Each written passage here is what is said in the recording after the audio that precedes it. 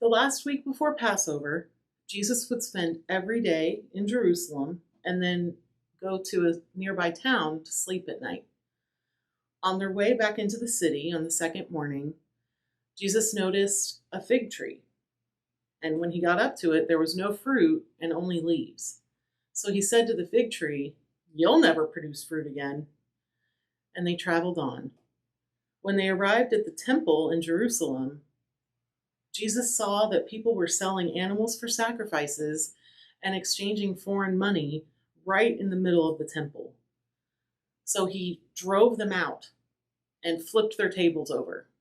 And then he sat down and said to the people, "The scriptures say, my house is known to be a house of prayer, but you've turned it into a den of thieves." When the religious leaders heard this, they were very angry and began to talk of ways they could kill him because he'd gotten so popular. The next day, as they traveled into the city again, the disciples turned to him and said, "Teacher, look at the fig tree. It's all shriveled up."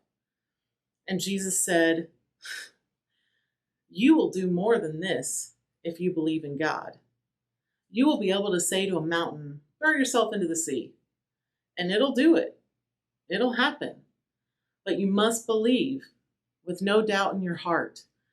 And Jesus continued to teach people in the temple. One day, he said, a man planted a vineyard and put a fence around it and then hired people to take care of it. So then, during the harvest, he sent a servant to go get his fruit from that vineyard. But the men he'd hired beat that servant and sent him away empty-handed. So he sent another servant, but they were treated just as badly. And so on, and he sent more, and they eventually started killing them. So the owner said to himself, "I have to send someone with authority who will get the fruit from my vineyard for me." So he sent his son. And when the men that were taking care of the vineyard saw the son from far away, they said to each other, "Ah, the son is here. So if we kill him, we'll inherit everything." So they beat him and killed him and then threw him out in the street. So what do you think the man who owned the vineyard did to these men? Jesus asked. And the people said, "Well, he must have killed them and then given the vineyard to someone that he trusted to actually take care of it and give him his fruit." Immediately, the religious leaders knew that this story was about them.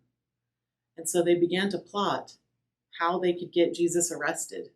But they knew they had to be careful because they were afraid of the crowd that was following Jesus. So they started to talk about where and when they could actually make this happen.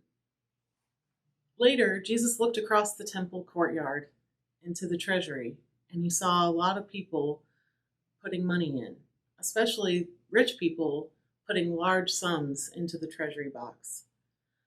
But then one woman who was very poor and a widow put in 2 coins worth less than 1 cent. At this, he called his disciples together and said to them, "Listen to me. The woman who just put those 2 coins in gave more than all of the rich people putting those large sums because she gave all she had. They gave a little bit from the many coins that they have, but she gave all she has to live on."